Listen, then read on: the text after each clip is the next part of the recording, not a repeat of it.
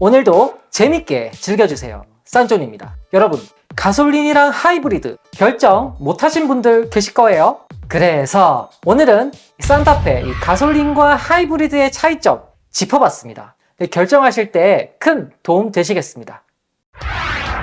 먼저 가격 차이입니다. 이 가솔린 대 하이브리드 이 가격 차이 간극이 이전 세대보다 많이 벌어질 거라는 예측입니다. 트림별로 적어도 이 500만 원 이상 차이가 날 거예요. 지난번에 제가 올려드렸던 예상 가격 기억하시죠? 고려해서 반영된 거라 보시면 되겠습니다. 그럼 왜 그렇게 올라가나요? 이어서 상세하게 왜 올라갈 건지에 대한 이 내용들을 살펴보겠습니다. 이어서 바로 두 번째, 사양 차이입니다. 하이브리드 좀 더 비싸니까 뭘 더 껴주겠지, 이런 생각하시는 분들 계실 거예요. 하지만 엔진 정도의 차이뿐 거의 모든 부분이 같다고 보시면 되겠습니다. 그런데 이 500만 원 이상 가격 차이의 요인은 여기 숨어 있었습니다. 바로 이 하이브리드 엔진의 성능이 이전 세대 대비 대폭 업그레이드 되었습니다. 출력과 토크가 대폭 상승되었고요. 냉각 성능 향상이라든지 배터리 용량과 성능의 개선, 거기다가 주행 질감까지 개선해주는 이모션 드라이빙 시스템과 전반적인 평균 연비까지 상당히 업그레이드가 됩니다. 그렇지만 무조건 좋냐? 그것도 아닙니다. 배터리가 의자 밑으로 들어가는데요. 트렁크 공간을 좀 더 확보하기 위함이죠. 그렇지만 2열 승객의 편의 사양이 빠지는 경우입니다. 아직은 들어갈지 모르지만 통풍 시트라든지 리클라이너 시스템 등 2열에 대한 승객 배려들은 몽땅 없다고 보면 되겠습니다. 좀 더 자세한 실내 분석은 제가 준비 중이니까 구독해주시고 기다려주시면 됩니다. 세 번째, 외관 디자인 차이입니다. 예전에는 나 하이브리드 차요 하면서 특정 부분에 차이를 뒀습니다. 그렇지만 요즘은 말 안 하면 잘 몰라요. 외관 사양도 모두 같고요. 레터링도 빠지게 되죠. 그렇지만 휠 부분이 조금 아쉬운 부분이 있는데요. 이번 신형 그랜저의 경우 이 하부 엔진이 대폭 업그레이드된 부분이 있어서 이 바람 저항이 무의미하다 판단됐는지 휠 차이를 두지 않았는데, 이 산타페의 경우 이미 여러 휠 디자인이 유출되면서 이 하이브리드 전용 휠도 예상되고 있는데요. 역시 최대한 공력 성능을 끌어올려 연비에 대한 리스크를 줄이려는 것 같아요. 디자인의 차이가 있다면 휠 정도겠네요. 네 번째, 체감되는 유지비 차이. 이 하이브리드 500만 원 이상 값어치를 할까요? 하이브리드를 선택하시는 이유 중 하나가 바로 유지비를 아끼기 위해서죠.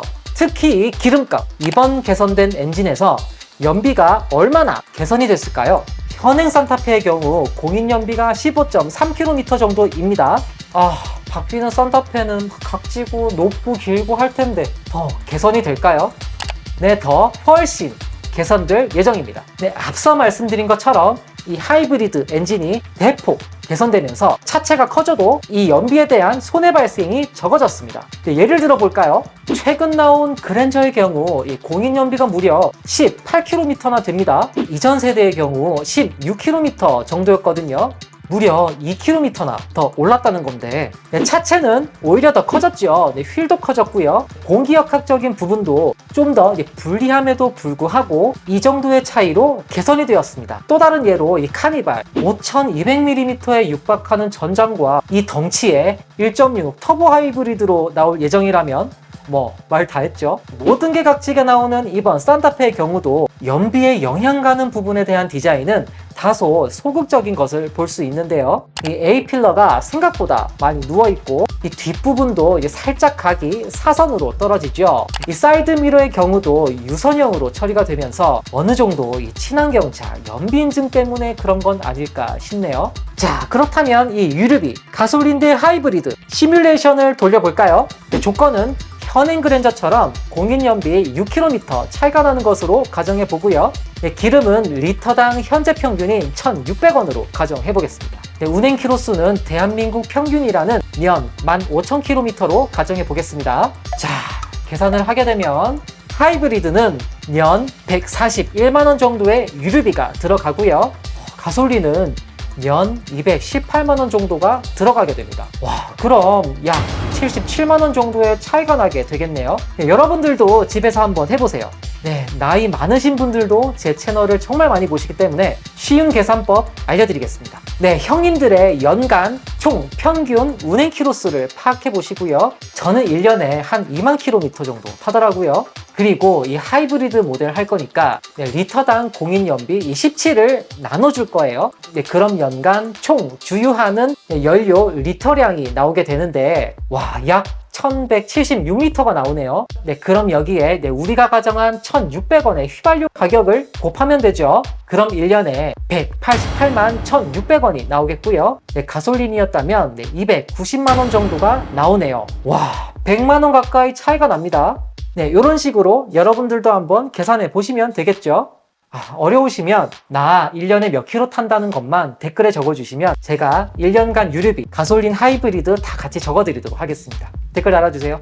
이게 끝이냐? 아니죠. 세금도 남아 있습니다. 2023년 기준 우리나라는 배기량에 따라 세금을 내게 되잖아요. 1600cc 초과가 되면 세금이 껑충 뜁니다. 1.6 하부 기준 29만 1000원이고요. 2.5 가솔린은 약 65만원입니다. 이것도 무시 못하는 가격이죠. 운행 키로수가 정말 적으신 분들은 아까 알려드린 이 계산법으로 해보시고요. 신중히 고민을 해보셔야겠습니다. 근데 이 유지비 때문에만 선택하시는 건 아니죠. 저속에서의 정숙성, 승차감, 순간 체감 연비의 만족감 등 때문에 이 하이브리드를 고민하시는 분들도 있습니다. 뭔가 더 풀옵션 같고요. 그 외에 기타 하이브리드 혜택은 언급 안 하겠습니다. 전기차 혜택으로 예산이 옮겨가고 있기 때문에 점점 이 나라 혜택이 줄어들고 있네요. 네, 오늘은 이 하이브리드와 가솔린 차이점에 대해 알아봤습니다. 추가 궁금한 것이 있으면 댓글로 달아드리고 제가 답변 드리도록 하겠습니다. 자, 구독도 잊지 마시고요. 저는 싼존이었습니다. 여러분, 다음에 뵙겠습니다.